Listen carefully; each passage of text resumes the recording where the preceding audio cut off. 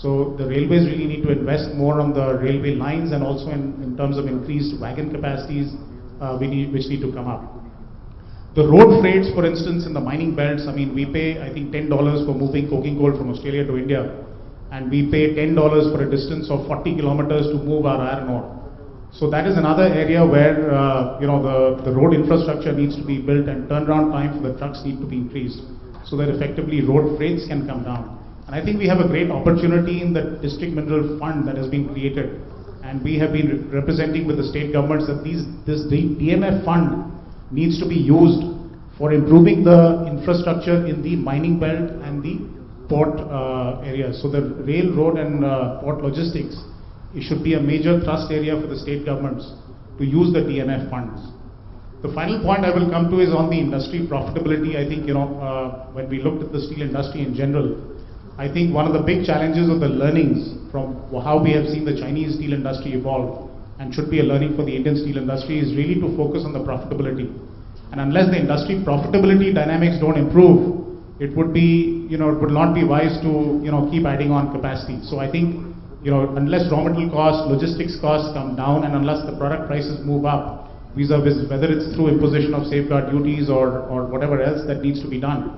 If you look at a 1 million ton steel plant, the capital cost for that is almost 6,000 crores. And assuming a healthy debt equity ratio, you need an EBITDA margin of at least 6,000 rupees per ton to just service your cost of capital. And on top of that, if you have to repay that loan even over an elongated period, you need at least 2,000 rupees on top of that. So, I mean, how can we get the industry profitability to a level where you can justify capex on steel business is something to think about. So I'll just leave it at that. Thank you very much. Vishal, it was good that you brought out all these issues, because I'm sure that it will go a long way if we can find solution to these issues to make the steel industry more healthy and profitable. It is some of these issues definitely the entrepreneurs and the promoters would have to tackle, and some of these issues which are there are more fundamental to India, and to that I'm sure the government and its representatives are looking at these issues not only from the steel plant point of view, but from a total industrial point of view, like the port issue. I'm sure it's a industry issue, not only a steel plant issue.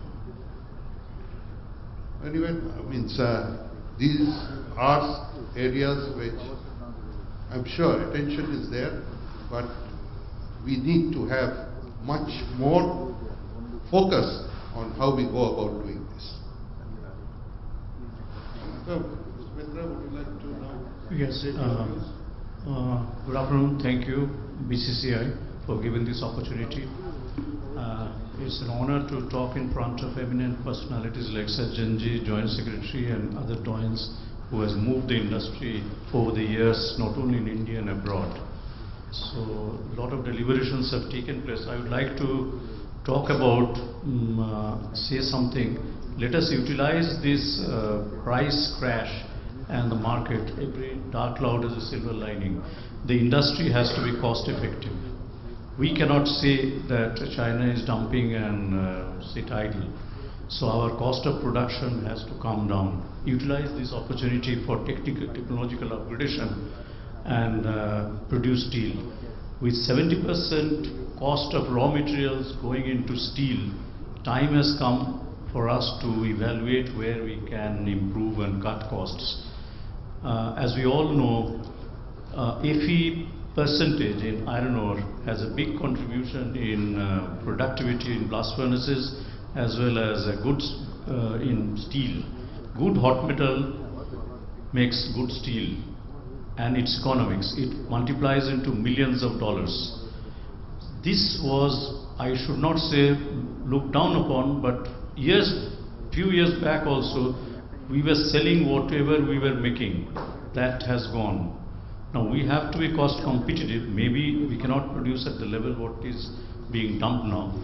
This anti-dumping and all can give some relief, but it will not give a permanent relief. So from now on, we have to be competitive. So the raw material area, I would like to say, has a big role to play. Now let's think about how to cut costs by improving the technology. Coke is a big thing. We do not have coking coal and we will not have. Whatever coking coal we have, we will have to import coking coal in future also.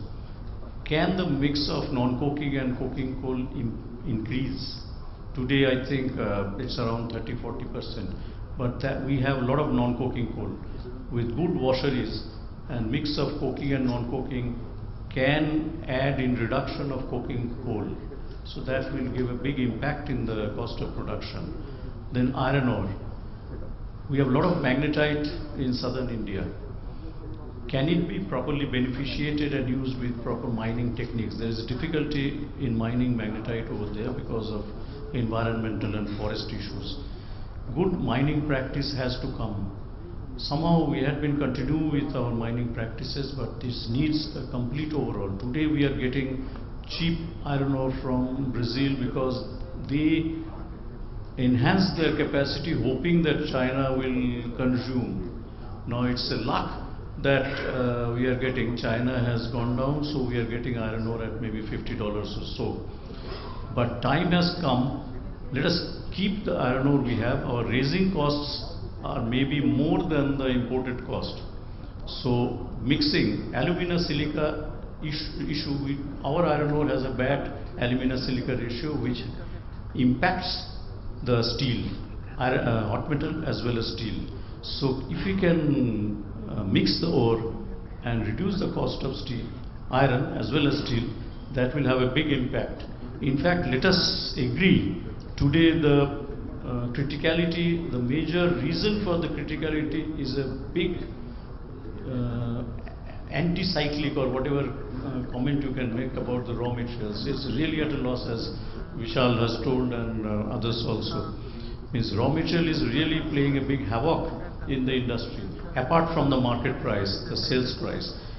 We in India having huge amount of iron ore, are we able to properly beneficiate and use to an economic scale? Let us evaluate. Coal, of course, it is known, it is a problem, but can we use our coal to make, say, coal gasification and make DRI, make our own power plant with local coal and make a Make in India concept? Because we have non-coking coal, we have the gasification technology, let us have it. We can have a power plant, we can make our own DRI and melt, because melting DRI is very costly in India. If we have our own power plant with our own non-coking coal, that can have a cycle where a 3 million ton, 4 million ton steel plant can easily be made. We have to look into that also. So these are some of the areas we need to have, and I would appeal to the government, because if we are really approaching, a good thing has been taken, say 300 million ton, even if it is not 300, proper planning and going ahead. We are telling there will be ultra mega steel plants. There is no infrastructure. If we have to catch the market or the demand in 2019, there is a hope that 2019 things will greatly improve. We have to start now. Mining a new mine takes a lot of gestation period. It cannot be in 1 year only. So if immediately the work doesn't start, as well as railway infrastructure improvement or a slurry pipeline planning for, because pellet plant will increase, pelletizing. It has to go up, utilize the fines. So slurry pipeline, if we do not start early, we will miss the bus. Again a vicious circle will start, somebody will dump steel on us. So I thought with this, I would like to thank you. Subrata, you brought out really valuable points on the technology front, because the world is changing and we also have to make sure that we upgrade our raw material processing and beneficiation, because that adds considerable value to the cost. And to that extent, what we have seen abroad really shows that we are quite far behind in beneficiation of our raw materials. Particularly, the other thing which has to be brought out is that, say in the coal sector, everybody talks about the low quality in terms of, but there are so many processes which allow the coal to be added value in terms of its specification in terms of this carbon content. So I believe that with Vishal and your thing, you'll have covered both the factors of the business part of it as well as the technology part of it.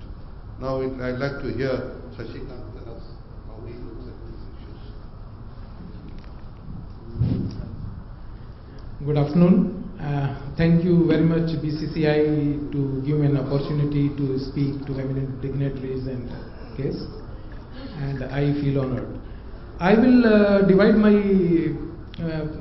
these points in two parts. First, I will take you through steel routes, which are one is DRI and second is EAF and second is blast furnace.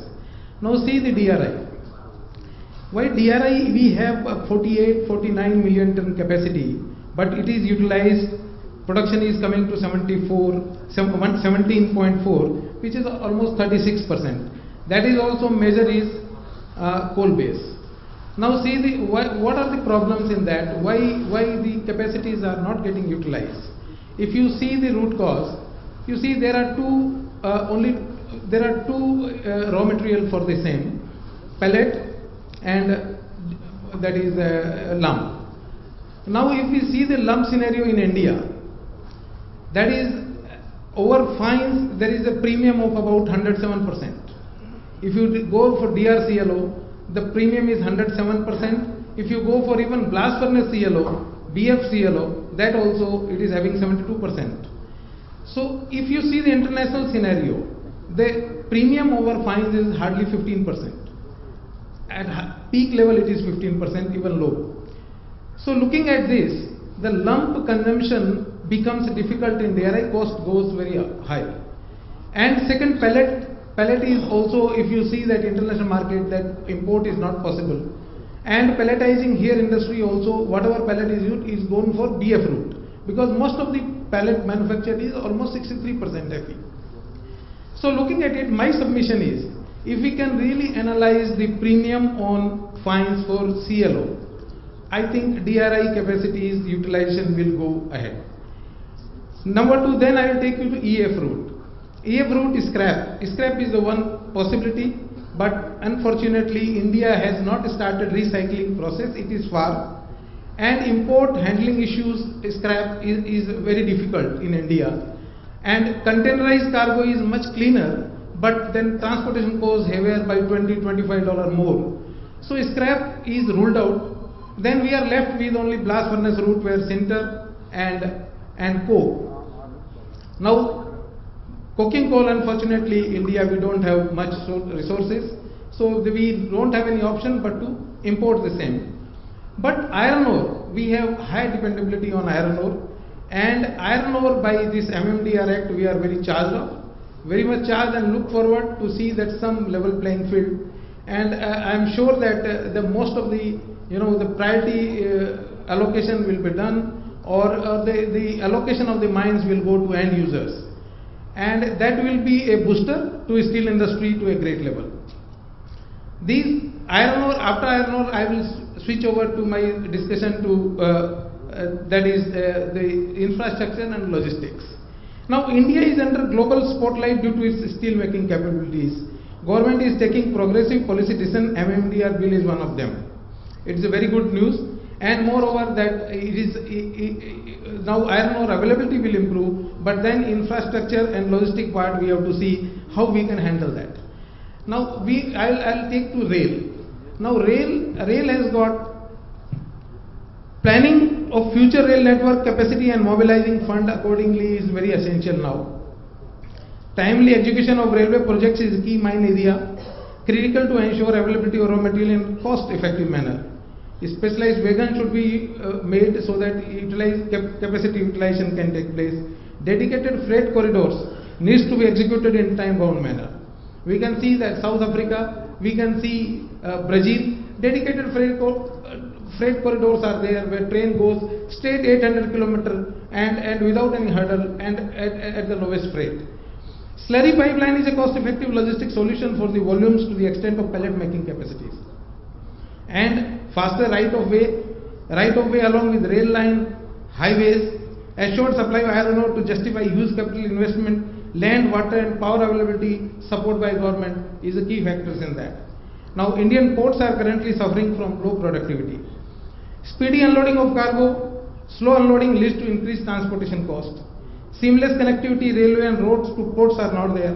Technical financial support in building deep draft water is very much essential to handling large vessels. Significant enhancement of port capacities are required. Ability to handle large capesize vessels, space to accommodate large volume, mechanization to improve the turnaround time of the vessels. Now coastal shipping and inland water needs to be encouraged. Multimodal transport needs to be strengthened. Land acquisition has been a cumbersome process mixed with success of Indian steel industry. Uncertainty of land acquisition needs to be addressed. Government should play a facilitator role in identifying special steel zones to create a land bank for potential steel projects. Special impetus to the steel manufacturing sector is required. Looking at it, now I can sum up that India is under global spotlight, and Indian steel producers deal with higher capital logistic costs, and they definitely need a raw material security. And India has an advantage of raw materials, especially iron ore, which needs to be leveraged. Access to competitivity period, priced iron ore is vital to run existing steel plants, build new capacities. India is a house of more than a billion people. We need to provide them house. We need to provide infrastructure, and we see a lot of potential in India, and and that is why all steel makers are charged up. You take whether you take RINL, you take JSW, you take Tatas, they are all looking for a capacity enhancement, but iron ore security at right price is a vital success factor for the steel industry. Thank you very much.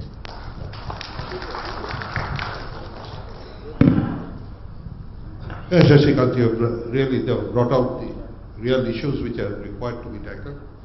In this context, I would like to say that since raw materials and logistic costs are a very high percentage of the cost of production, this is an issue which is not only of importance today in the steel industry, it is an issue which is required to be always looked at. When, some of the comparisons which we had done on the freight charges in India are practically 3 times that of international freight costs. And everybody, what I see, all the infrastructure companies want to make money out of the steel movements.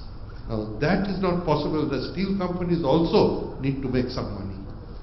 And somehow this factor is forgotten, that without a consumer, there is no market.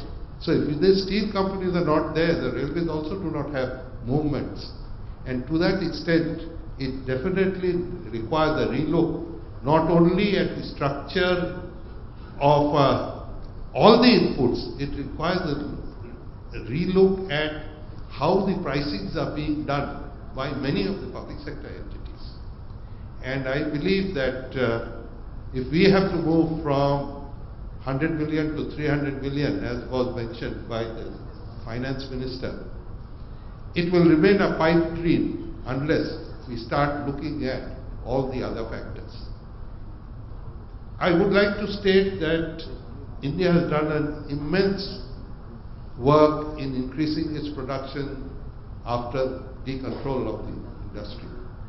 And the private entrepreneurs have done an excellent job in providing the facilities. In fact, when you look at the facilities which are in India, they are par excellence with whatever is there abroad. Means in fact, it is much better. It's newer, it has got more advanced technology, it has definitely much more safer conditions to operate. And at that same time, the burden, the stress on the entrepreneurs only goes on increasing. Like the new MRD, means it should be very clear in terms of what would be given to those who actually need the material.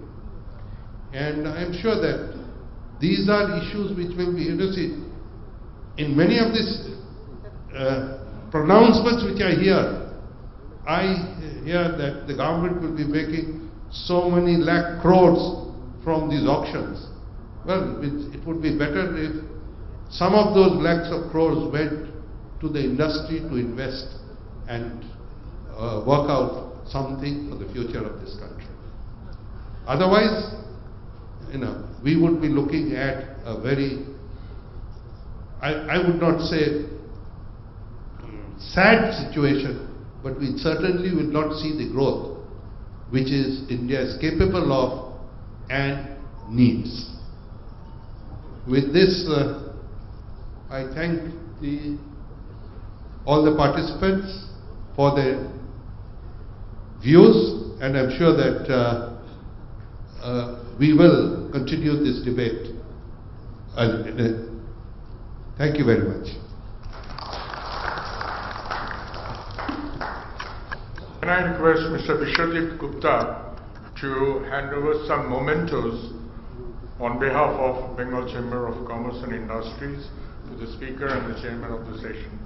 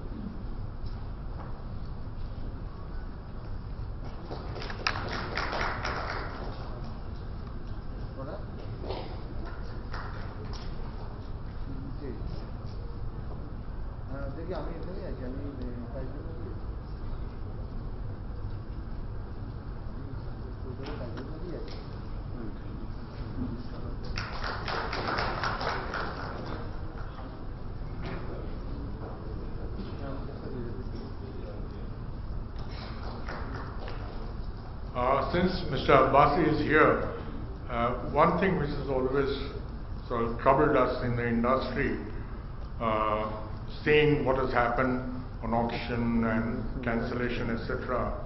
Some of the suggestions which some of my friends always gave, that why government can't continue to be the owner without any leasing or anything, and only give the mines to build and operate based on a per ton royalty to the steel industries only for captive consumption.